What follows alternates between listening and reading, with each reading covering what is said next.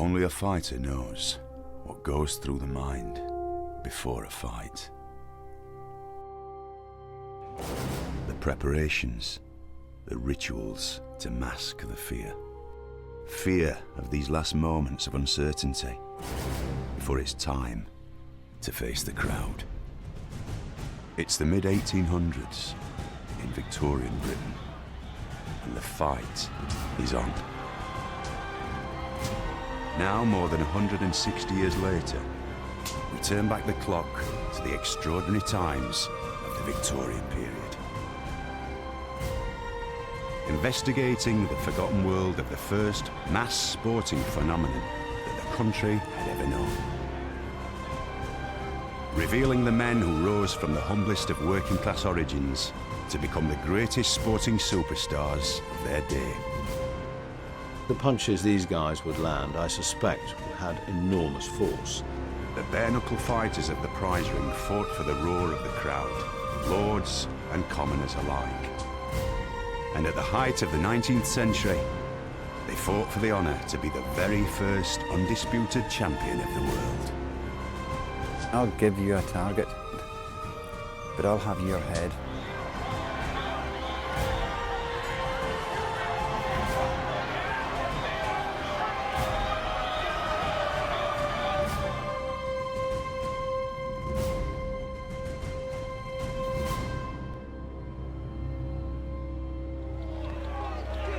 Throughout history, men and women have faced one another in personal combat. At close quarters, one-on-one, face-to-face. They fought for honour, to settle bitter disputes, for prowess, to prove courage and skill, and for sport, to win glory and respect. From the pageantry of the medieval tournament ground, through the deadly rituals of duelists on the field of honour, to the savage backstreet arena of the bare-knuckle prize ring. It's these worlds that Fight Club explores.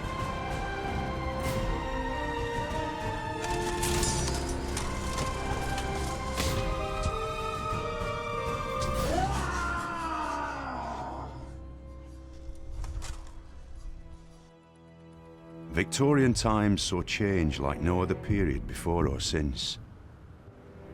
From 1837 to nearly the end of the 19th century, Britain saw vast industrial expansion, the arrival of electricity, and the huge growth of the railways.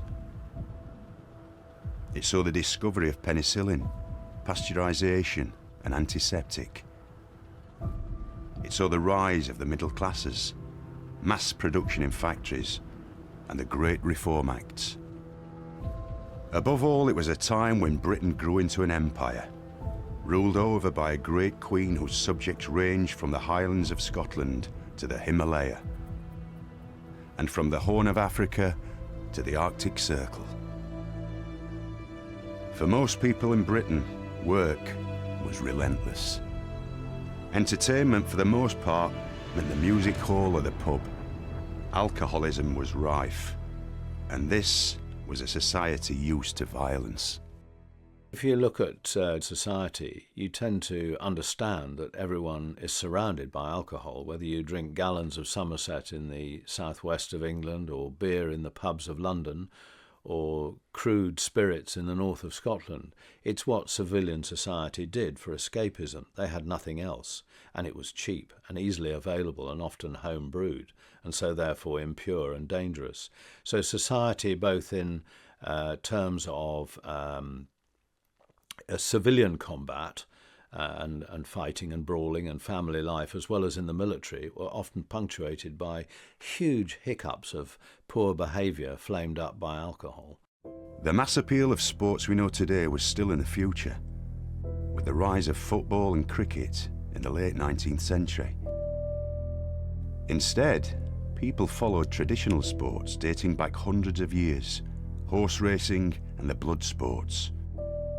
Yet one thing drew more spectators than anything else. But bare-knuckle fighting is presumably the oldest sport of all. It seems naturally to be the case. How do two men naturally vie with each other? By fighting.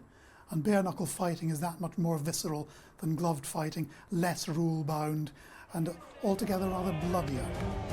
There were no gloves, no set number of rounds, and very few rules. Bare-knuckle fighting was the #1 sport in early Victorian Britain. Bare-knuckle is fighting. There's a lot of skill involved. I mean, they were men who fought to the death, almost. In fact, a lot of them did die in the ring and just outside it. They fought for maybe 100 rounds sometimes, but they weren't 100 3-minute rounds like we have nowadays. A round ended when the man went down.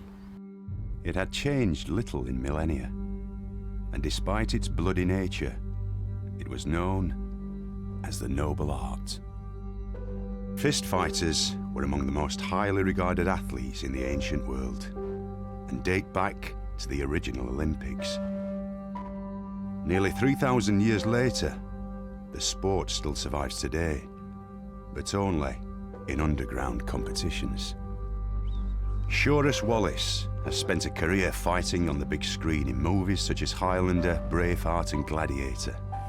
In his early days, he was a bare-knuckle fighter in Scotland. We say bare-knuckle fighter, but it was a different term when I was doing it. But it's called bare-knuckle fighting now. You know, we call it the fair go or the square go, a bit like the gypsy fighting. Well, the background to get into this type of fighting is as vast and varied as there is people, and everybody will have a different reason. Many of the people I know, I suppose now you would call it a deprived background. I didn't think I come from a deprived background because I didn't know anything different. But I know you had to fight, you know. And the guys who used to fight maybe 100, 150 years ago, what you get in that situation is generally a sense of unwritten honour between the fighters. And where you don't get that respect to give and respect given to you in the society that you're brought up in, you find in abundance in the ring. In Victorian Britain, bare-knuckle fighting would reach its zenith in 1860. Up to this point, its popularity had always fluctuated. Controversy and scandal were never far away. Bare-knuckle prize fighting begins at the turn of the 17th century, and then it develops through to the mid-18th century, when it really becomes a properly organised sport, patronised by royalty, aristocracy, and then it gets its first set of rules in the 1740s. It has a great dip in the 1760s because of the plethora of fixed fights. Then it's rescued again in the 1780s when you get some more honest fighters and the royal and aristocratic patronage comes back. It builds up steadily until by the Regency period, the early 19th century, it becomes hugely popular. The Regency was the springboard for the great changes of the Victorian era. In 1811, King George III was deemed unfit to rule, and the Prince of Wales stood in his place. It was a time of extremes, from great upheaval for the working class to the wild excesses of the aristocracy. And they all loved their boxing. The Regency period was the golden age. There was, first of all, there were people who were interested in it, who had money. They had boxers, they didn't train them, but they owned them to some extent. People have racehorses nowadays. And if you had skill, you made good money. It's possible to become very wealthy. It's never exactly respectable. It's of the upper echelons of society, it's the Regency bucks who are the fans. Lord Byron, for example, was a great admirer of boxing, was himself an amateur boxer. The Regency bucks were the lifeblood of the bare-knuckle scene, and the centre of it all was London. In the early part of the 19th century, London was a wonder of the world. Huge expansion created gaslit streets, palaces, and mile after mile of brick-built houses and railways. The works of French artist Paul Gustave Doré captured this London just a few decades later. The London prize ring was the mecca for all bare-knuckle fighters, and they came to try their hand from all across Britain.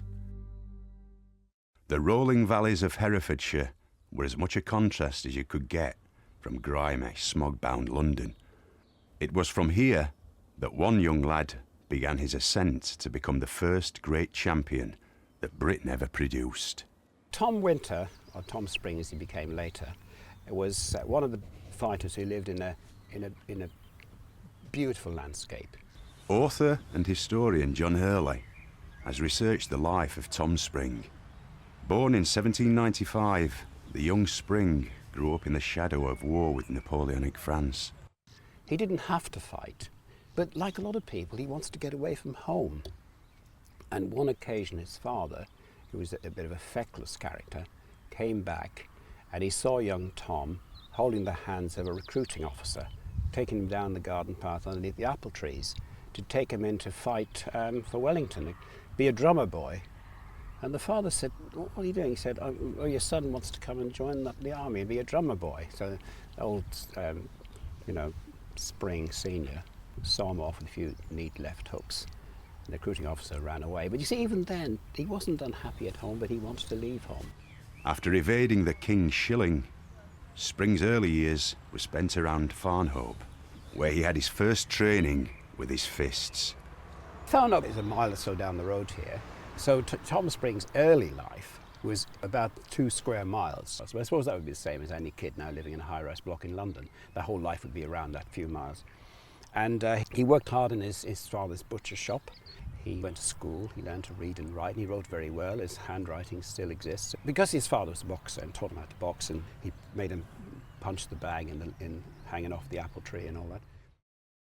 Discover the past with exclusive history documentaries and ad-free podcasts presented by world-renowned historians, all from History Hit. Watch them on your smart TV or on the go with your mobile device.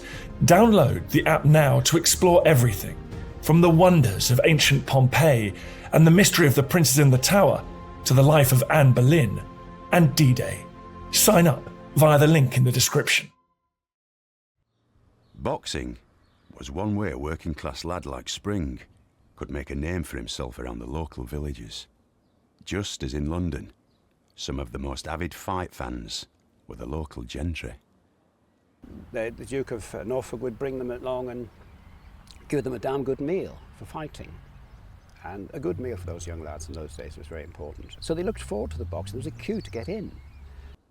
It was after one of these sparring bouts that the young Tom Spring's life changed forever. This is where it happened, where the River Lug flows into the River Wye. His whole life changed when he was having an amateur boxing match here against the Hammer Hollands, a sort of a kind of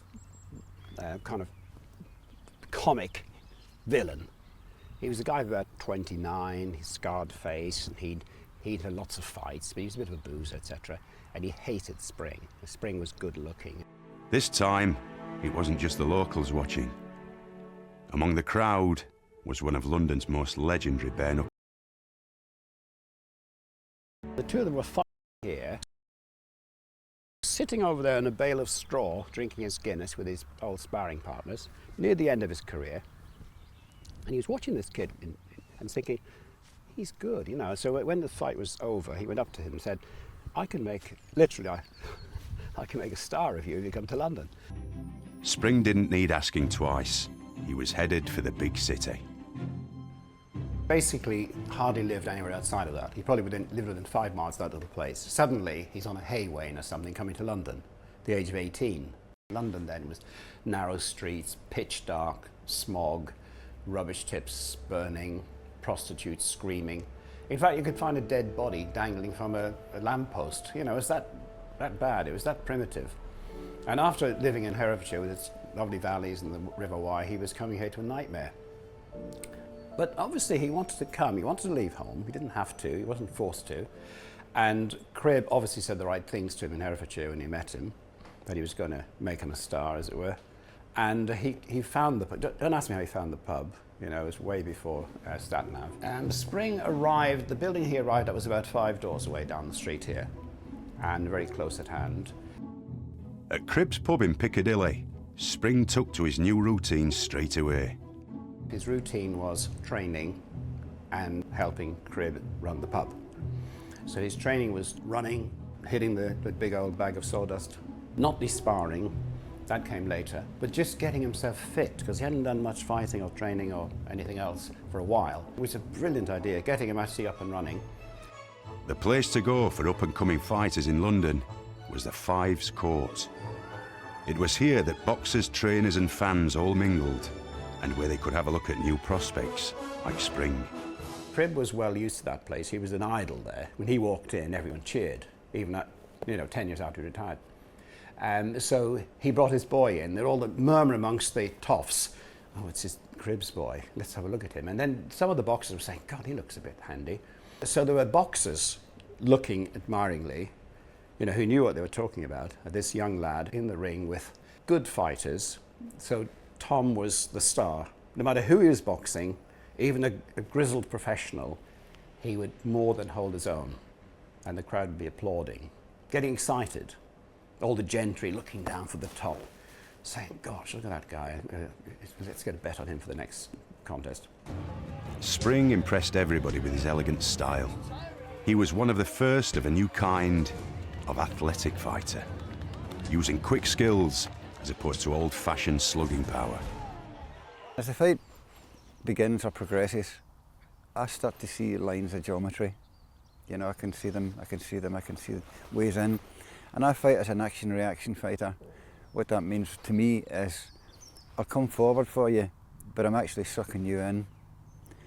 And as you think I'm making my move, I'm waiting on your first move, and I'll give you a target.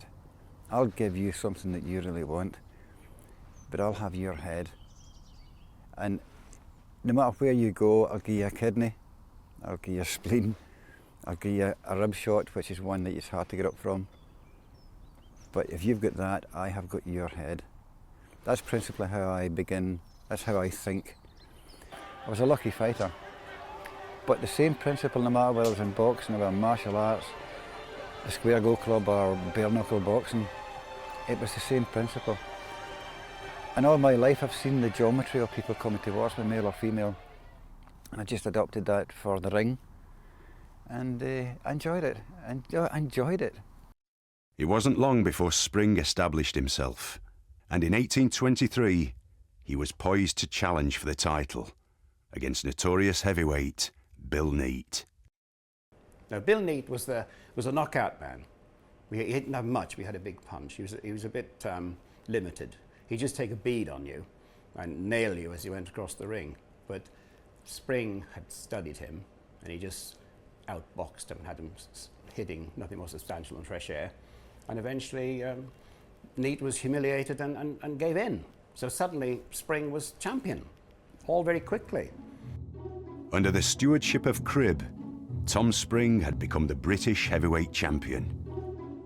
His title was enhanced in an epic fight with challenger Jack Langham in 1824 at Worcester Racecourse.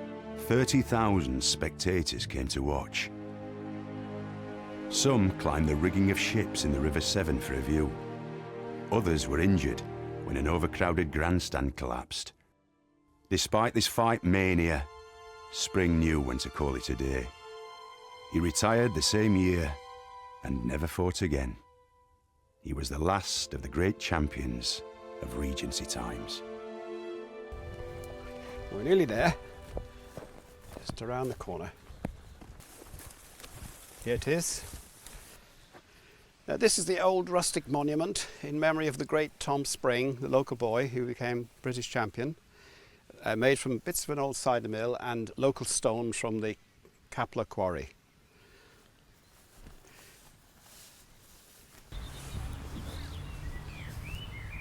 You see, it's a wonderful piece of stone, and this was the original engraving here. It's got a bit lichened and blotchy, but you can still see it there. You've got the old stone that will never move again, but this moved and crushed the apples, dragged by a pony or a donkey. I can't read the inscription on the stone, so I'm going to read it from my book, if I may. Spring, Champion of England, 1823-24. Thou mighty master of the milling set, more potent far than any that have met in PC ring, may Mars, who watches o'er the half-stripped votaries of the sawdust floor, protect thee still, and round thy laurels cling, while Cribb with iron lungs shouts, "Go it, Spring!" I love that bit. Basically, I think he was forgotten. There were a few people around who had a few bob to put together to buy him a very simple and very suitable memorial. This being the land of cider, they thought, let's have a cider press. And it's still here. It's not forgotten. People come here.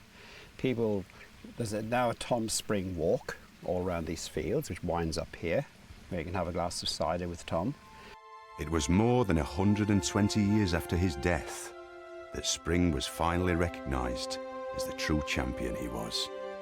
They didn't have ratings as such, because the weights were all different, but for the first time there was a guy who beat a foreigner, i.e. an Irishman, and was basically officially the British champion, but could also be argued to be the world champion, first world champion. In 1992, Tom Spring was inducted into the World Boxing Hall of Fame with the greats. He's up there with Muhammad Ali, Joe Frazier, Rocky Marciano, Joe Louis, Jack Johnson, all the greats. This lad who's got a bit of stone here commemorating him is one of the world's greatest fighters. And that's official.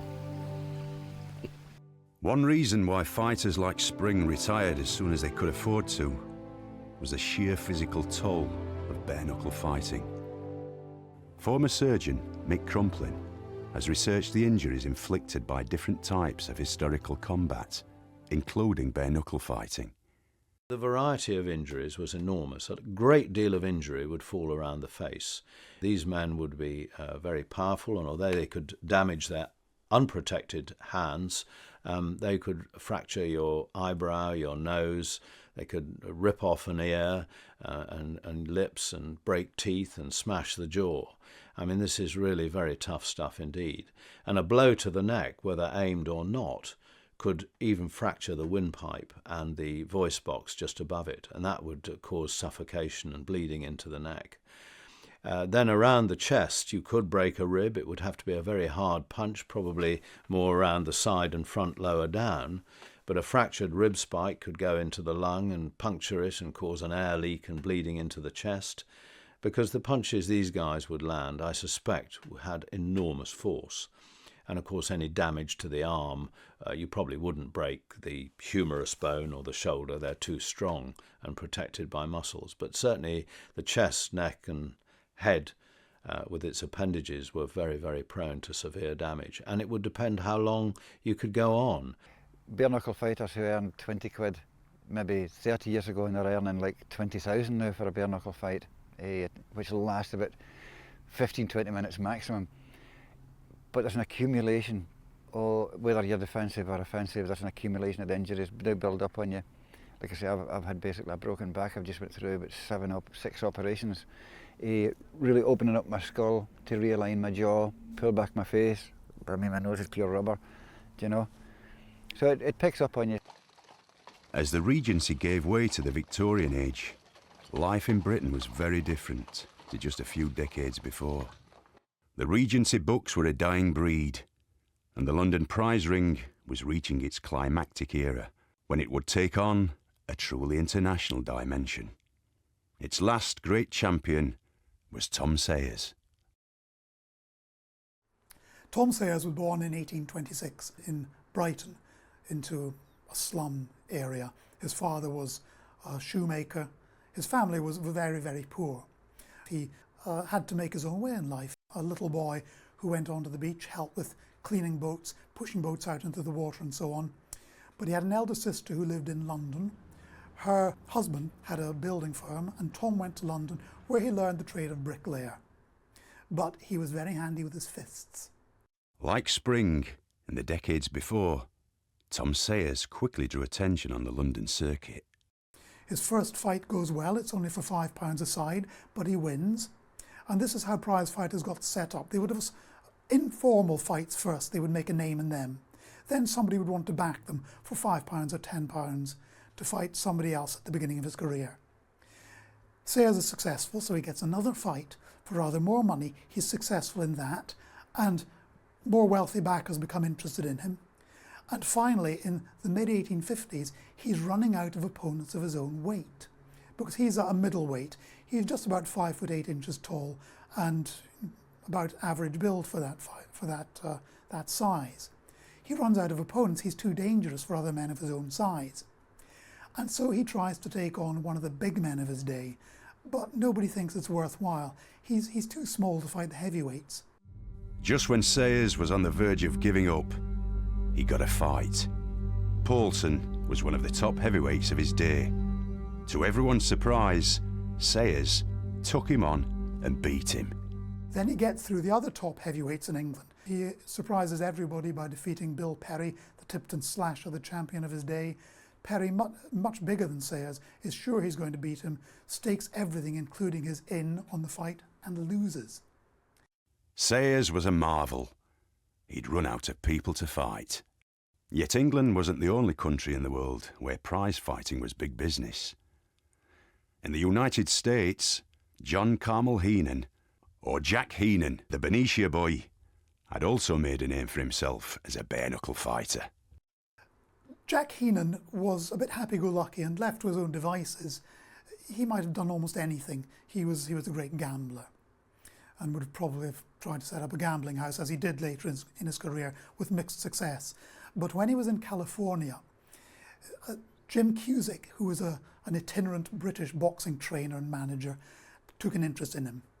Took him back east to New York, where there was more money to be made with his fists, kept him on the straight and narrow, got him to fight for the championship. Heenan became American champion, but just like Sayers, he outgrew his native land. It was his British manager who made the next step.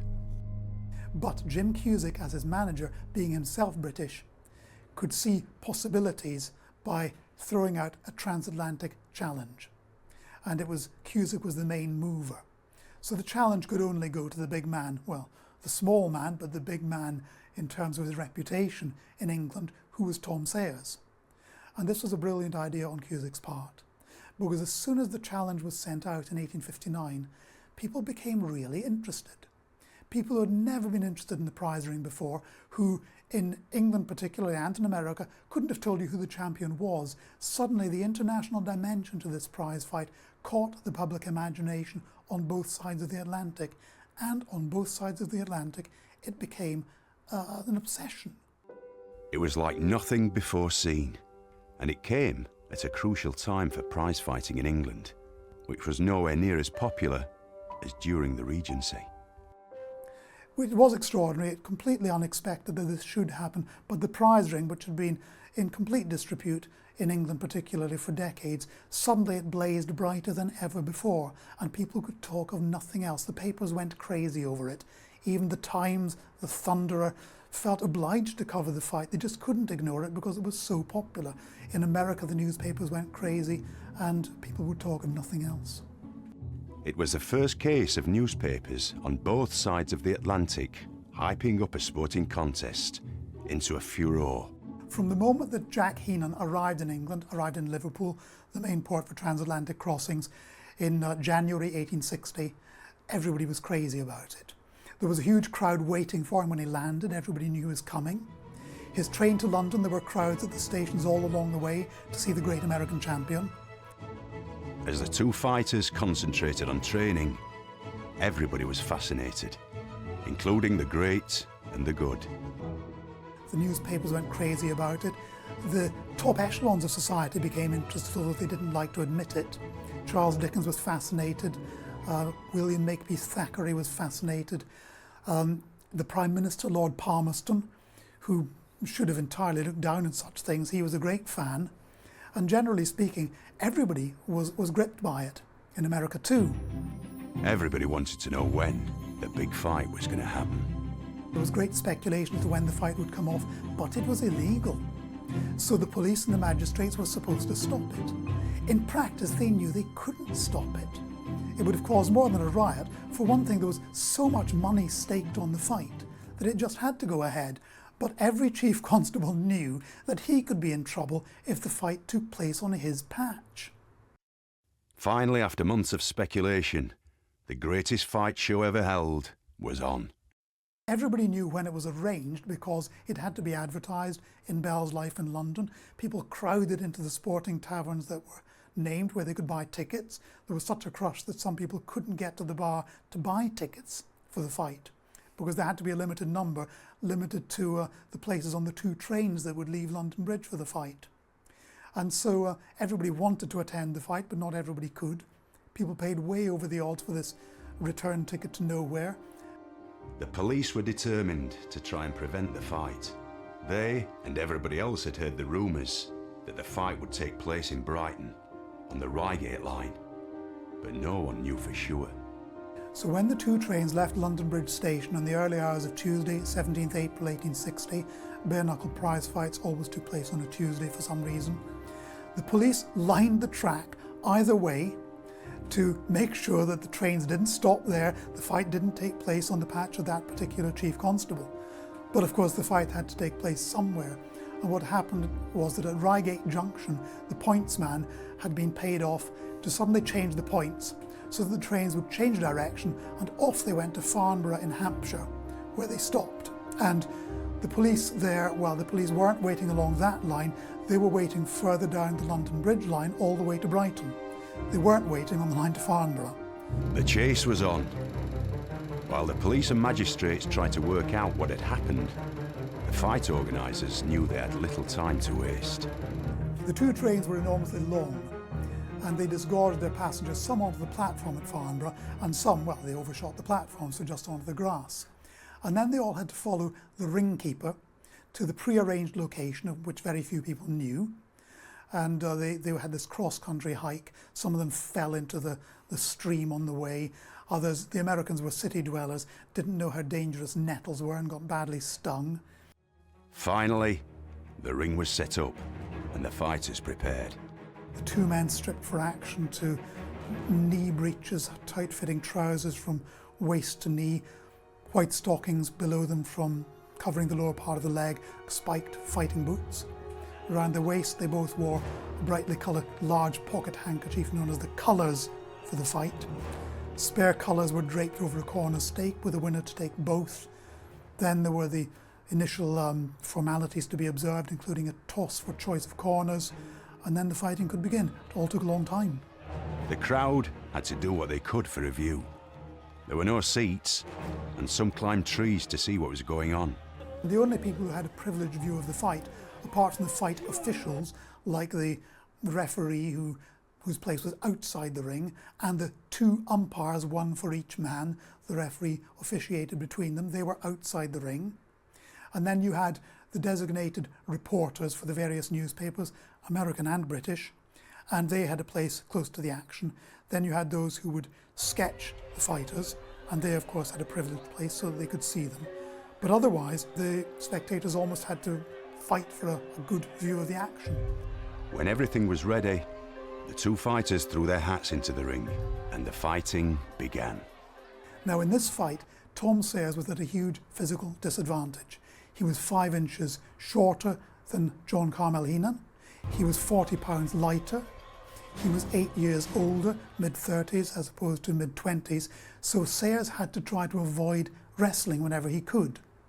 And his seconds were constantly telling him to stay back to avoid getting into a clinch. But of course he couldn't all the time, and most rounds ended with Sayers down, either knocked down or being thrown. And so the various rounds were of indefinite length, going on until a man went down. So you could get a round lasting half a minute or a round lasting 15 minutes. And it went on and on, with Sayers generally ending a round by being knocked down, but he would often go down deliberately to take a breather, or because in a clinch he wanted to go down as quickly as possible to avoid too much damage. Sayers himself did tremendous damage to Heenan's face. Heenan was unrecognisable by the end of the fight. Sayers, in one of the early rounds, had his right arm damaged and couldn't use it for the rest of the fight. Sayers, reduced to fighting one-handed, suffered one of the most debilitating hazards of bare-knuckle fighting. We have to think about the weapons of infliction imposed by a bare-knuckle fighter, whether man or woman, and the force of the impact is your body weight plus the power thrown into the swing. And if you impart that to your hand, and most of us, if we tried it, would never throw a second punch. And all this stuff on Hollywood about them getting up or being knocked out cleanly, it's nonsense. If you hit someone very hard on the jaw, you may well damage him, but also you may well fracture the phalanges, injure the joints, and fracture the metacarpals or even the wrist bone in inflicting such damage. And these risks, because soft tissue injuries, if you strain a wrist joint, is just as painful as a fracture. So damage to hands must have been very, very common indeed, and there would have been healed fractures of the small long bones of the hand. There would have been early arthritis setting in after the joints had been disrupted. And that's just with clean, closed injury. If injuries were inflicted where the blow opened the skin and exposed bone and broke the bone, you have a compound injury which doubles the mortality and infection rate and is extremely dangerous. So I'm sure a lot of people would have to modify their fighting according to that injury. And injuries take 3 or 4 months to heal, so they'd have been off if they had severe injury. Once they had healed, I suppose broken bones and wounded joints will be used again until the hand is quite disfigured. As the fight wore on, both men were exhausted. It was then that things reached a climax that was savage, even by bare-knuckle prize ring standards. Then it comes to round 37. Because rounds were of indefinite length and weren't formally counted, different reporters give you a different count for the rounds, but 37 is a fair compromise. Round 37, Heenan gets hold of Sayers, bends his neck over the top rope and leans on it. Sayers is going black in the face, and there are those, it said, who fear that Sayers will be strangled. The crowd converge on the ring. The ring keepers can't or won't keep them back. The ring is broken in, and the fight descends into chaos. Sayers is saved certainly from instant defeat, possibly some said from death. There was nothing for it but to call the fight a draw. The arguments began immediately. There was huge controversy at the end of the fight. The Americans claimed that Heenan was cheated of victory. The Brits claimed Sayers was cheated. Well, I've read every report of the fight, and I think it has to be admitted that Heenan was on the verge of victory. Whether it was strictly legal that he virtually tried to strangle Sayers at the end of the fight can be questioned, but the rules at the time didn't explicitly forbid it. And when the ring was broken in, almost certainly it saved Sayers from defeat. So although the Brits never quite admitted it, I think the truth is that Heenan had Sayers beat, but wasn't allowed to win. So the breaking in of the ring was perhaps, in fact was almost certainly, due to the fact that there were so many Brits there with a lot of money staked on Sayers and with a patriotic interest in seeing him win, that they weren't prepared to see him beaten. So I think we have to admit that Heenan, although Sayers so much smaller, so much lighter, so much older, was probably the better man and fighting one-handed, but Heenan really won the fight. He was cheated of victory. Whatever the true result should have been, the controversy did nothing for the image of bare-knuckle fighting. The anything-goes days of the Regency were long gone. It's an extraordinary business, this huge event in the bare-knuckle prize ring, which has made the prize ring phenomenally popular after it's been so unpopular for so long. After it, the prize ring virtually disappears. It disappears because for all that people are so fascinated by this fight, and there's tremendous controversy about it for weeks afterwards, who really won? Was this fair? Should our man have been given the decision? People read about the fight, and on the whole they don't like what they read, particularly about the condition of the two men. This wasn't in accord with Victorian ideas of decorum, that a man's face should be pounded to a pulp as Heenan's was, and that the fight should end in such chaos, the police really unable to gain control, the crowd fighting amongst each other, it didn't seem in keeping with the spirit of the age. So oddly enough, this fight, which seems to re-establish the prize ring at the centre of national sporting consciousness, in fact is the swan song of the prize ring. And while there are bare-knuckle prize ring fights after this, they're of nothing like the public interest that the Sayers-Heenan fight is, and it's often considered to be the last bare-knuckle prize fight in England. It wasn't. There were others after that, but none of them captured the public imagination in anything like the same way. The prize ring was now in terminal decline. After the Sayers-Heenan fight, Tom Sayers never fought again. A subscription was got up for him, to which many of the highest in the land contributed, Lord Palmerston, the Prime Minister included. £3,000 it amounted to, a huge sum in the day. It was invested for Tom Sayers on condition that he never fought again. He was a great national hero. Everybody thought he'd done enough. He shouldn't fight again. And he didn't. But he gradually went downhill. He drank too much. He contracted diabetes, tuberculosis, and before he was 40 years old, he was dead. What finally killed him was TB, but the diabetes and the drinking didn't help. He died in 1865. He wasn't young for his age. To die in your late 30s was quite normal in London at the time. Across the Atlantic, Jack Heenan fared little better. His opponent, John Carmel Heenan, well, he lived to be the same age. He died some years later than Tom Sayers, but then again, he was some years younger. He too contracted tuberculosis, died of tuberculosis. He was, he enjoyed mixed success after fighting Tom Sayers. He had one more fight, which oddly enough was in England again. He lost it, said he may have been drugged, nobody quite knows. Went back to America, lived a somewhat chaotic life, but had some success with a gambling saloon. He was diagnosed with TB, went west for purer air, died on his way west, was taken back by Jim Cusick, his old manager, to New York, and was buried in upstate New York. And so he, like Tom Sayers, didn't make 40. Tom Sayers' funeral procession to his final resting place at Highgate Cemetery was the last great show of the prize ring. It said 100,000 people lined the route. It was the passing of an era. The Sayers-Heenan fight was one of the two greatest events in English sporting history. There was the World Cup final of 1966. A century earlier, 1860, there was Tom Sayers and John Heenan. No other event in English sporting history has captured the public imagination like it, apart from the 1966 World Cup final. So it's sad that their names should be forgotten today. The Bare-Knuckle prize ring was never the same again. Very soon afterwards came far-reaching changes. It's still in the 1860s, so a few years after the Sayers-Heenan fight, that the Queensberry rules come out.